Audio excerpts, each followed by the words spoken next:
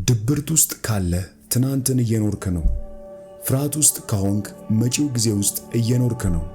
ሰላም ከተሰማ ዛሬን እየኖርክ ነው። ያለነው በሚገባ የራሷን ዛቢያ ተከትላ በምትሽከረከር ምድር ላይ ነው። ልባችን ይመታል፣ ማየት እንችላለን። ፍቅር፣ ደስታ፣ ቋንቋ፣ መኖሪያ ቤት፣ ኮምፒውተር፣ ርህራሄ፣ መኪና፣ እሳት፣ ጥፍር፣ አበባ፣ ሙዚቃ፣ መድኃኒት፣ ተራራ ወዘተ አለን። የምንኖረው በተአምር በተጥለቀለቀ ወሰን የለሽ ዩኒቨርስ ውስጥ እንደመሆኑ ዩኒቨርስ እነዚህን ሰዎች ለማንቃት ተጨማሪ ምን ማድረግ አለብኝ የሚል ይመስለኛል። አሁን እዚሁ እየተከሰተ ባለ ተአምር መካከል ተቀምጠን ሳለ አእምሯችን ውስጥ የሚርመሰመሱ ሐሳቦችን ስናሳድ፣ ፊታችን ላይ ስለወጣው አላስፈላጊ ነገር ስንጨነቅ፣ መወደድ ስንፈልግ፣ ለድርጊታችን ማብራሪያ ስንሰጥ፣ ስለ ቀርፋፋ ኢንተርኔት ስናማር፣ የማይረቡ ሰዎችን በህይወት ስንተነትን ወዘተ ውድ ጊዜያችንን ማባከናችን ያስገርመኛል።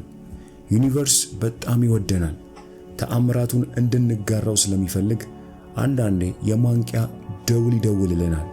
ይህ የማንቂያ ደውል በሲኒማ ለጥቂት ከሞት ያመለጡ ሰዎች እየዘለሉ እየሳቁና በስፍራው ያለውን ሁሉ እያቀፉ ደስታቸውን በአደባባይ ሲገልጹ እንደምትመለከቱ አይነት ነው። ከሞት አፋፍ የተረፈበት አጋጣሚ ሕይወቱን በተለየ መንገድ እንዲመለከት እንዳደረገው የሚናገር ሰው አውቃለሁ። አያድርግብህና ራስህን ለመለወጥ መሰል አደጋ እንዲያጋጥም ካስፈለገ ዩኒቨርስ ፈለካዊ ወይም ኮስሚክ በሆነ መንገድ ሊያዘጋጅልህ ይችላል።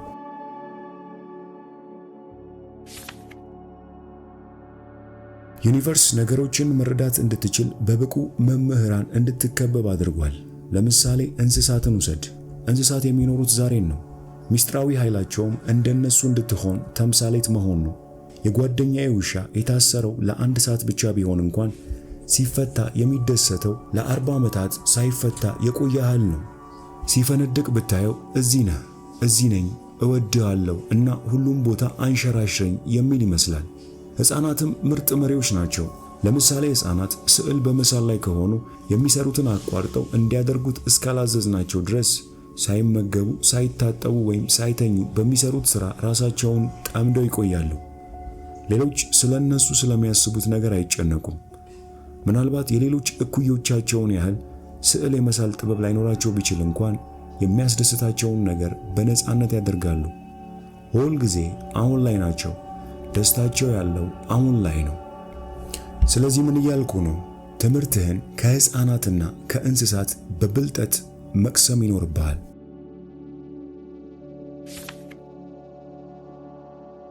ለመፍጠርና ለመሆን የሚያስፈልጉ ነገሮች ሁሉ እዚሁ አሁኑኑ አሉ።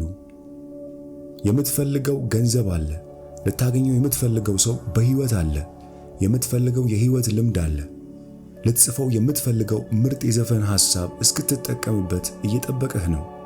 ዕውቀት፣ ትኩረት፣ ደስታ፣ ግንኙነትና ፍቅር ሁሉም ትኩረትህን ለመሳብ እጃቸውን እያውለበለቡ ነው።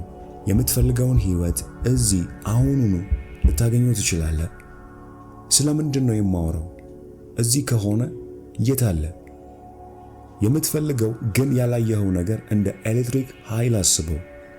አምፖል ከመፈጠሩ በፊት በርካቶች ስለ ኤሌክትሪክ ኃይል መኖር ግንዛቤ አልነበረንም።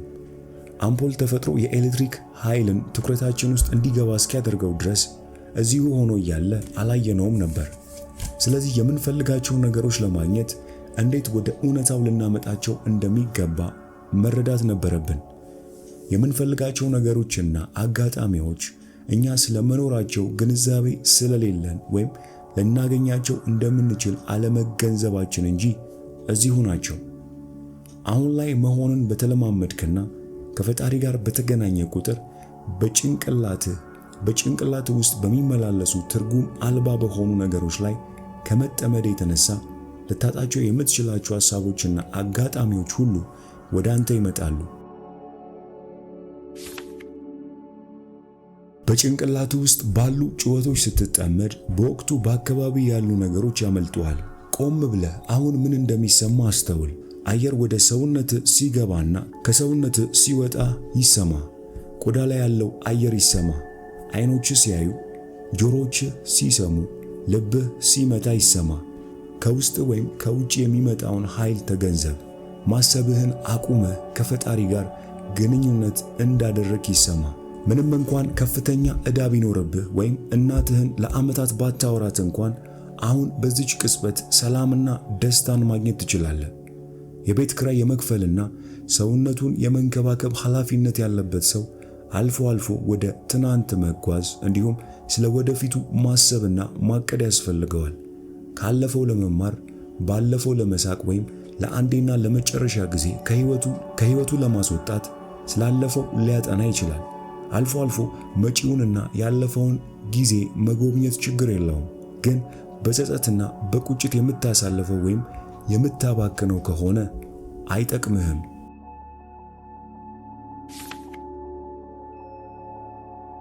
አሁናዊ ሁኔታዎች ላይ ጊዜህን ባጠፋ ቁጥር ህይወትህ የተቃና ወይም የተድላ ይሆናል። አሁን ላይ መሆን ከቁዘማ እንድትላቀቅ በማድረግ ከፈጣሪ ጋር ያገናኝሃል።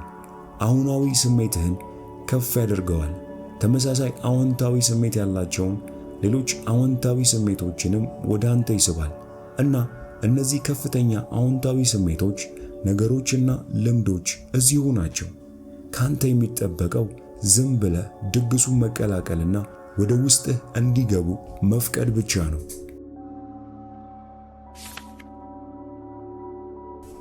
ድብርት ውስጥ ካለህ ትናንትን እየኖርክ ነው። ፍርሃት ውስጥ ከሆንክ መጪው ጊዜ ውስጥ እየኖርክ ነው።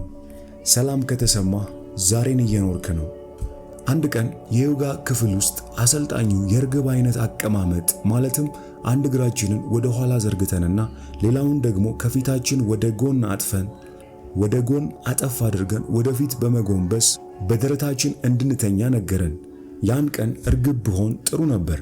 አቀማመጡ ምቾት አይሰጥም። እኔ ደግሞ እግሬ በዚያ መንገድ ስለማይታዘዝልኝ እንዲያመኝ ፈራ ነበር። ሆኖም ምንም እንኳን አካሌ ባይፈቅድልኝም እየሞከርኩ ነው።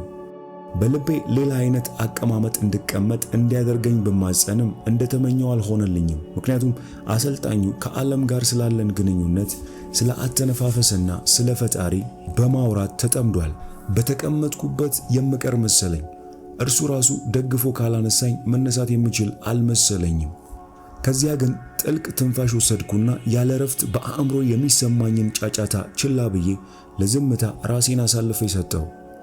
አካሌ አድርጎት የማያውቀው አቀማመጥ ውስጥ ሲደላደል ይሰማኛል። ህመሜና ጭንቀቴ ጠፍቷል። ከዩኒቨርስ ጋር ተቆራኝቻለሁ። ከዚያ ደግሞ እንደገና እያሰብኩ መሆኔን አስተዋልኩ እና በውስጤ የምርህን ነው? ሰውየው ሌሊቱን ሙሉ ልታወራ ነው? በዚህ የሚያሳምም አቀማመጥ ለአንድ ደቂቃ ቆይተናል እና ጉልበቴ ላይ ግለት እየተሰማኝ ነው። በመጨረሻ ታቆማለህ ብዬ ባስብም አንተ ግን የምታቆም አይነት አይደለህም ኦፍ እያልኩ ነበር። ከዚያ ደግሞ ተመልሼ ተመስጦ ውስጥ ገባው። በዛው አይነት እንደተቀመጥኩ ከፍተኛ ደስታና ከኔ በእጅጉ ከሚልቅ ነገር ጋር እንደተገናኘው ይሰማኝ ነበር። ይህ በጭንቅላታችን ውስጥ ከፍርሃት፣ ከድንጋጤ፣ ከደስታ ወዘተ የተነሳ ስሜታዊ ቁጥጥር በማጣትና ለአሁኑ አዲስ ጉልበት በመስጠት መካከል ያለው መገለባበጥ አብዛኞቻችን በሕይወታችን ውስጥ የምናልፍበት መንገድ ነው።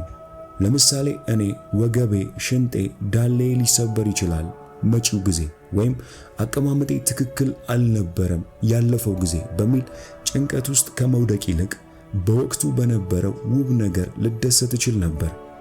አሁን እዚሁ እየተከሰተ ባለ ተአምር መካከል ተቀምጠን ሳለ አእምሯችን ውስጥ የሚርመሰመሱ ሐሳቦችን ስናሳድ፣ ፊታችን ላይ ስለወጣው አላስፈላጊ ጸጉር ስንጨነቅ፣ መወደድ ስንፈልግ፣ ለድርጊታችን ማብራሪያ ስንሰጥ፣ ስለ ቀርፋፋ ኢንተርኔት ስናማር፣ የማይረቡ ሰዎችን ሕይወት ስንተነትን ወዘተ ውድ ጊዜያችንን ማባከናችን ያስገርመኛል።